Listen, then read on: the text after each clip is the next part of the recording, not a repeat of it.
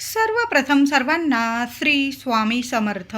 स्वामी महाराजांच्या कृपेने तुमच्या सर्व चांगल्या इच्छा पूर्ण होत ही स्वामींचरणी प्रार्थना करते आणि आजच्या व्हिडिओला सुरुवात करते. 28 ऑगस्ट 2026 शुक्रवार दिवशी श्रावण पौर्णिमा म्हणजेच रक्षाबंधनाचा मोठा सण आलेला आहे. भाऊ बहिणीच्या पवित्र नात्याचा हा सण असतो. आनंदी आनंदगडे जिकडे तिकडे चोहीकडे असा काठोकाठ भरून ओसंडणारा आनंद श्रावणात आपल्याला आढळून येतो. या महिन्यात अनेक सणांची नुसती गर्दी असते. त्यातीलच एक वैशिष्ट्यपूर्ण सण म्हणजे भाऊ बहिणींचा पवित्र नात्याचा हा सण म्हणजे राखी पौर्णिमा.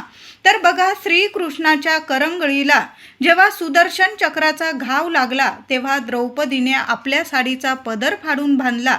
तेव्हापासून द्रौपदीच्या रक्षणाची जबाबदारी भगवान श्रीकृष्णांवर आली. श्रीकृष्ण द्रौपदीला बहीण मानित होते. जेव्हा द्रौपदीचे वस्त्रहरण होत होते तेव्हा भगवान श्रीकृष्णांनी तिची रक्षा केली. जेथे स्त्रियांचा मान राखला जातो तेथे देवतांचा वास असतो असं म्हटलं जातं. भाऊ बहिणीचे प्रेम हे अत्यंत पवित्र असते. बहिणीच्या मनात आई वडिलांबद्दल आदराची भावना असते, तसेच भावाबद्दल अपार प्रेम असते. आपल्या भावाचा प्रपंच सुखाचा व्हावा म्हणून ती सतत प्रयत्न करते. भावाच्या कल्याणासाठी देवांजवळ रात्रंदिवस प्रार्थना करत असते. या पौर्णिमेचे आणखीन एक नाव म्हणजे पोवती पौर्णिमा. पोवती याचा अर्थ म्हणजे पवित्र. बघा, रक्षाबंधन या दोन नावांनी सुद्धा ओळखलं जातं. रक्षाबंधन आणि पोवती पौर्णिमा म्हणून सुद्धा या सणाला ओळख आहे. श्रावण शुक्ल पौर्णिमा म्हणजेच नारळी पौर्णिमा तिथी प्रारंभ होत आहे. 27 ऑगस्ट 2026 सकाळी 9:08 ही पौर्णिमा तिथी प्रारंभ होत आहे आणि 28 तारखेला शुक्रवारी सकाळी 9:47 ही पौर्णिमा तिथी समाप्त होत आहे. 27 तारखेला संपूर्ण दिवस रात्र ही पौर्णिमा तिथी असून 28 तारखेला सकाळी 9:47 ही पौर्णिमा तिथी संपत आहे. पण 28 तारखेचा सूर्योदय बघितलेली ही तिथी असल्यामुळे 28 तारखेला सुद्धा आपण पौर्णिमा तिथी साजरी करणार आहोत, म्हणजेच रक्षाबंधन हा सण साजरा करणार आहोत. बऱ्याचशा घरांमध्ये पौर्णिमा तिथीला रक्षाबंधन, श्रावण पौर्णिमेला सत्यनारायणाची महापूजा केली जाते. तर तुम्ही गुरुवार रोजी 27 तारखेला संपूर्ण दिवसभर आपल्या घरात सत्यनारायणाची महापूजा करू शकता. आता 27 तारखेला तुम्हाला नाही जमलं, मग 28 तारखेला सुद्धा ही तिथी पौर्णिमा तिथी सूर्योदय बघितलेली असल्यामुळे तुम्ही 28 तारखेला सुद्धा घरात तुमच्या सत्यनारायणाची महापूजा करू शकता. अतिशय शुभ दिवस आहे. आता कॅलेंडरमध्ये लिहिलेलं आहे की 28 तारखेला खंडग्रास चंद्रग्रहण आहे. तर हे चंद्रग्रहण भारतातून दिसणार नसल्यामुळे कुठलेही वेद नियम पाळायची गरज नाही. अगदी गर्भवती महिला असतील, लहान मुलं असतील, आजारी अशक्त व्यक्ती आहे, त्यांनी सुद्धा कुठलेच ग्रहणाचे नियम वेद पाळायची गरज नाही. पण तुमच्या मनात काही शंका असेल तर मग एक तुळशीपत्र तुम्ही जेवण बनवलेलं असेल, पिण्याचं पाणी भरून ठेवलेलं असेल, त्यात एक तुळशीपत्र टाकून ठेवायचं आहे. कुठलेच दोष तुम्हाला लागणार नाही. आणि ज्या गर्भवती महिला असतील, अशक्त व्यक्ती, तुम्ही एक तुळशीपत्र चावून खाऊन जरी घेतलं तर कुठलेच दोष किंवा ग्रहणाचे काही तुम्हाला कुणी सांगितलेलं आहे की हे नियम पाळा, ते नियम पाळा, कुठलेच नियम पाळू नका. फक्त एक तुळशीचं पान तोंडात ठेवा. नंतर ते तुळशीचं पान तुम्ही खाऊन जरी घेतलं चालेल. तुमचं बाळ आणि तुमच्या तब्येतीवर कुठलाच दोष ग्रहणाचा लागणार नाही. आता परदेशात जिथे ग्रहण दिसणार आहे त्या व्यक्तींनी ग्रहणाचे संपूर्ण नियम वेद जरूर पाळावे. जेव्हा रक्षाबंधन साजरी कराल तेव्हा ग्रहण संपल्यानंतरच तुम्ही राखी पौर्णिमा म्हणजेच रक्षाबंधन हा सण साजरा करायचा आहे. ज्या ज्या प्रदेशामध्ये हे चंद्रग्रहण दिसणार आहे तिथं वेद नियम संपूर्ण गोष्टी अटी जरूर पाळायच्या आहे. सर्वांनी, गर्भवतींनी सुद्धा नियम पाळायचे आहे. बघा, दरवर्षीच रक्षाबंधनाच्या सणावर भद्राकाळ हा असतोच. तर मग यावर्षी सुद्धा भद्राकाळ आहे का? 2026 मधील रक्षाबंधनाच्या सणावर भद्राकाळाचं संकट आहे का? तर यावर्षी भद्राकाळाचं संकट नसून आपण फक्त राहू काळ पाळायचा आहे. तर यावर्षी 27 ऑगस्टलाच भद्रकाळ रात्री सुरू होणार आहे आणि 28 ऑगस्ट रोजी सूर्योदयापूर्वीच समाप्त होत असल्यामुळे 28 ऑगस्टला हा भद्रकाळ नसणार आहे. तर काही लोक भद्रकाळ पाळतात, तर काही लोक पाळत नाही. भद्रा म्हणजे काय, तर भद्रा ही सूर्य आणि छाया यांची मुलगी आहे. यमदेवांची, शनिदेवांची बहीण आहे. भद्राचे रूप अतिशय कुरूप आहे. ब्रह्मदेवांनी भद्रेला श्राप दिलेला आहे. कुणीही तुझ्या काळात शुभ मंगल कार्य केले तर त्यांना नुकसान होईल, अशुभ ठरेल, म्हणून या काळात शुभ गोष्टी करू नये असं म्हटलं जातं शास्त्रानुसार. म्हणून आपण हा भद्रा काळ पाळत असतो. वर्षाचा मोठा सण आहे तो म्हणजे राखी पौर्णिमेचा, भाऊ बहिणीच्या पवित्र नात्याचा. म्हणून भद्रा काळात राखी चुकून सुद्धा बांधू नये. पण यावर्षी 2026 मध्ये भद्रा काळ हा 28 तारखेला पहाटेच संपणार असल्यामुळे, सूर्योदयापूर्वीच समाप्त होत असल्यामुळे 28 तारखेला कुठलाच भद्रा काळ नाही आहे. फक्त या 2 तासाच्या राहू काळात चुकून सुद्धा आपल्या भावाला राखी बांधू नका. आपण वर्षाचा मोठा सण साजरा करणार आहोत. शुभ वेळेत जर आपण राखी बांधली आपल्या भावाला तर वर्ष कसं सुख समृद्धीचं जाणार आहे. भावाला सुद्धा सुख समृद्धीचं जाईल आणि आपल्याला बहिणींना सुद्धा संपूर्ण वर्षभर सुख समृद्धी, आपल्या घरात मंगल गोष्टी घडून येतील. तर 28 ऑगस्टला सकाळी 10 ते दुपारी 12 वाजेपर्यंत हा 2 तासाचा राहू अशुभ काळ असणार आहे. कळालं असेल माझ्या महिलांना, दादांना. 28 ऑगस्ट 2026 शुक्रवार रोजी सकाळी 10 वाजेपासून ते दुपारी 12 वाजेपर्यंत फक्त हा 2 तासाचा राहू काळ अशुभ काळ असणार आहे. या वेळात, या काळात चुकून सुद्धा आपल्या लाडक्या भावाला राखी बांधू नका. तुम्ही जर राहू काळ, अशुभ काळ मानतात तर एवढा 2 तासाचा काळ टळून जाऊ द्यायचा आहे. बाकी संपूर्ण दिवस हा शुभच आहे. तर रक्षाबंधन केव्हा साजरी करावी, तर रक्षाबंधन 28 तारखेला पहाटे 5:57 जवळजवळ 6 वाजेपासून ते सकाळी 9:48 अतिशय शुभ मुहूर्त आहे. या 3 तास आणि 51 मिनिटांमध्ये या शुभ मुहूर्तावर आपण आपल्या लाडक्या भावाला राखी बांधायची आहे. आता समजा एवढ्या पहाटे 6 वाजेपासून ते सकाळी 9:48 तुम्हाला भावाकडे जाता आलं नाही किंवा तुमच्याकडं भाऊ आला नाही जमलं, घाई गडबडीत, लहान लेकरं असतात, घरात बरेचसे कामं असतात, मग नाही या 3 तास 51 मिनिटांमध्ये तुम्हाला राखी बांधता आली नाही तर मग काय करायचं, तर दुपारी 12 वाजेपासून अगदी रात्रीच्या 9, 9:30, 10 वाजेपर्यंत तुम्ही राखी आनंदाने बांधू शकता. संपूर्ण दिवस हा शुभच आहे. कुठलाच राहू काळ नाही आणि कुठलाच भद्रा काळ नाही. भद्रा काळ तर 28 तारखेला नाहीच आहे. सूर्योदयापूर्वीच हा भद्रा काळ संपून जाणार आहे आणि राहू काळ सुद्धा दुपारी 12 वाजेपर्यंतच असणार आहे. दुपारी 12 वाजेपासून 12:30 वाजेपासून अगदी रात्रीच्या 10 वाजेपर्यंत तुम्ही रक्षाबंधनाचा सण आनंदाने साजरा करू शकता. तर रक्षाबंधनाच्या दिवशी महिलांनो लवकर उठा. बघा, छान दिवस आहे, सोन्यासारखा दिवस आहे. घरदार इतकं स्वच्छ करा आणि पहिली राखी देवांची पूजा करून घ्या. छान असा अभिषेक करून घ्या. देवघरातील देवांना छान अभिषेक करून झाल्यानंतर पहिली राखी गणपती बाप्पांजवळ अर्पण करा.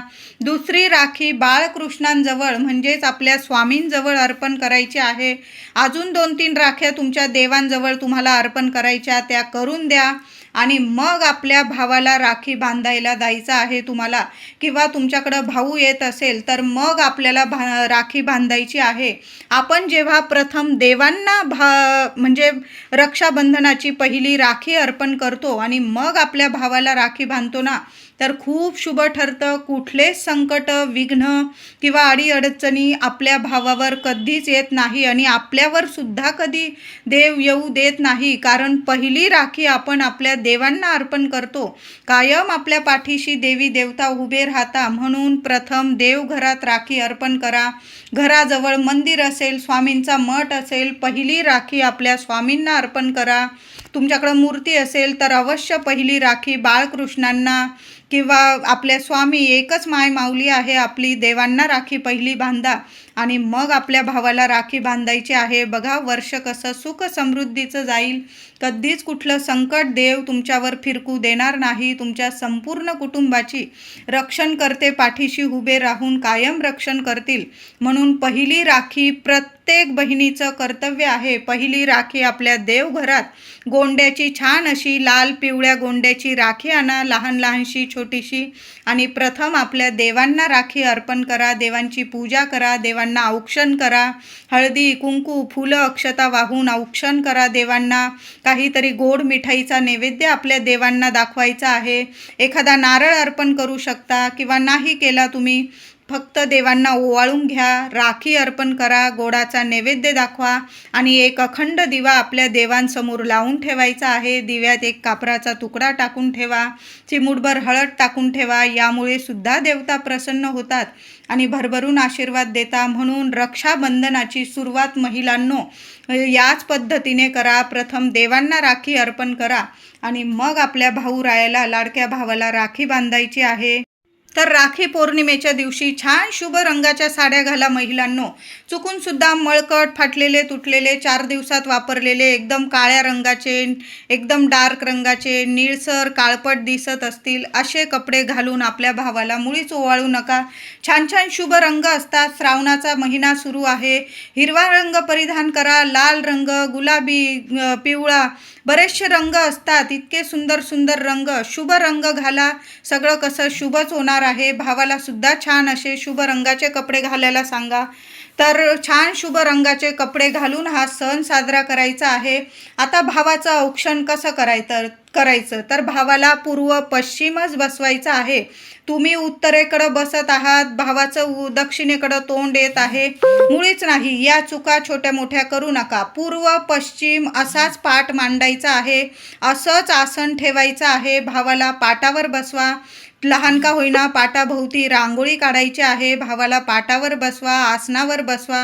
पूर्व पश्चिमच दोघांचं तोंड आलं पाहिजे, मुख आलं पाहिजे. भावाला ओवाळताना पाटावर आसनावर बसवा. भावाच्या डोक्यावर टोपी घालायला सांगा किंवा एखादा रुमाल भावाच्या डोक्यावर ठेवायचा आहे. बहिणीने सुद्धा छान कपडे घालून एखादी ओढणी वगैरे डोक्यावर घ्या किंवा पदर असेल तुमचा डोक्यावर घ्या. भावाचे मुख दक्षिणेकडे येणार नाही याची काळजी घ्यायची आहे. औक्षणाच्या ताटामध्ये हळदी कुंकू, अक्षता, एक सुपारी, सोन्याची वस्तू, दिवा, राखी, गोड मिठाई, साखर किंवा गोड मिठाई आणि एक नारळ, त्याला कलावा बांधून घ्यायचा आहे. 5 वेढे, 3 वेढे लाल पिवळा कलावा बांधून घ्या. एक नारळ तर अवश्य घ्या. श्रीफळ खूप शुभ ठरतं. भावाला काही नाही दिलं तुम्ही, फक्त आशीर्वाद आणि एक श्रीफळ दिलं तरीही चालेल. श्रीफळामध्ये सर्व काही सुख सौभाग्य दडलेलं असतं. भावाला वर्षभर प्रगती मिळेल. म्हणून एक नारळ प्रत्येक बहिणीने ताटात जरूर घ्यायचं आहे. आता औक्षण कसं करायचं तर भावाला छान असं हळदी कुंकवाचा तिलक करा. अक्षता त्याच्या डोक्यावर टाका. त्याला सुपारीने ओवाळून घ्या. सुपारीसारखा टणक राहतो. सोन्याच्या वस्तूने ओवाळून घ्या. सोन्यासारखा राहतो भाऊ. दिव्याने ओवाळायचं. दिवा तेलाचाच घ्यायचा आहे. कधी पण दिवा घेताना तुपाच्या दिव्याने देवांना ओवाळावं. तेलाच्या दिव्यांनी आपण मनुष्याला ओवाळावं. म्हणून तेलाचा दिवा घ्यायचा आहे. छान असो औक्षण करा. गोड मिठाई खाऊ घाला आणि राखी बांधायची आहे. राखी बांधल्यानंतर भावाच्या हातात दोन्ही हाताने, त्याचे पण दोन्ही हात पुढं करायला सांगा. त्याच्या दोन्ही हातात बहिणीने दोन्ही हाताने नारळ, कलावा बांधलेलं नारळ अर्पण करा त्याला. म्हणजे नारळ द्यायचा आहे. भरभरून भावाला आशीर्वाद द्यायचा आहे. अशा साध्या सोप्या पद्धतीने भावाचं औक्षण करायचं आहे. भावाने सुद्धा बहिणीचं औक्षणाचं ताट खाली ठेवू नका. थोडी का होईना ओवाळणी जरूर घालायची आहे. ओवाळणी पैसे घाला, 101 रुपये घाला. तुम्हाला जेवढे परवडतील तेवढे बहिणीच्या ताटात ओवाळणी जरूर घाला. तुम्हाला जमत असेल दागिने द्या तिला, कपडे, साडी, बहिणीच्या आवडीची एखादी वस्तू, अशा तुम्हाला भावाने बहिणीला ओवाळणी द्यायची आहे.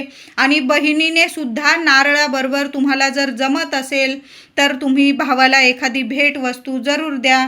काहीतरी कपडा लत्ता तुम्ही भावाला घेऊ शकता किंवा भावाच्या आवडीची एखादी वस्तू जरूर बहिणीने सुद्धा द्यायची आहे. बघा, म्हणजे आपण जेव्हा भावाकडून घेतो तेव्हा भावाला सुद्धा काहीतरी भेट वस्तू जरूर द्या.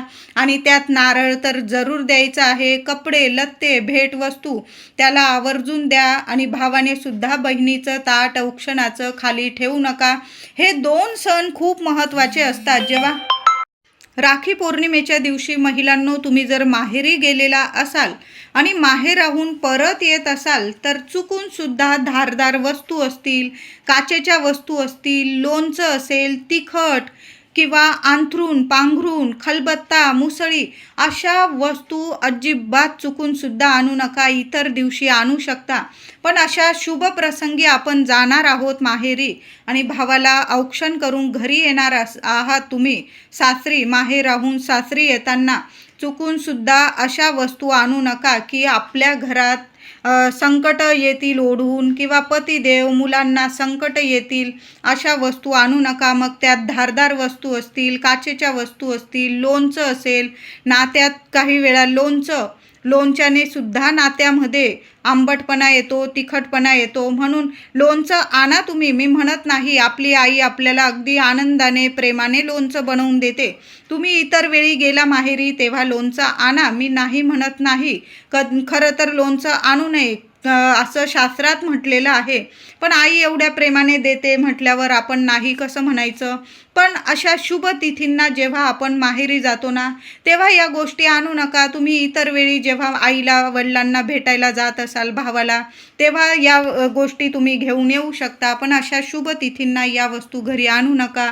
त्यात लोणचं, अंथरूण पांघरूण गोधड्या वगैरे अशा वस्तू जर आई देत असेल तर तुम्ही घेऊ नका ह्या वेळेस.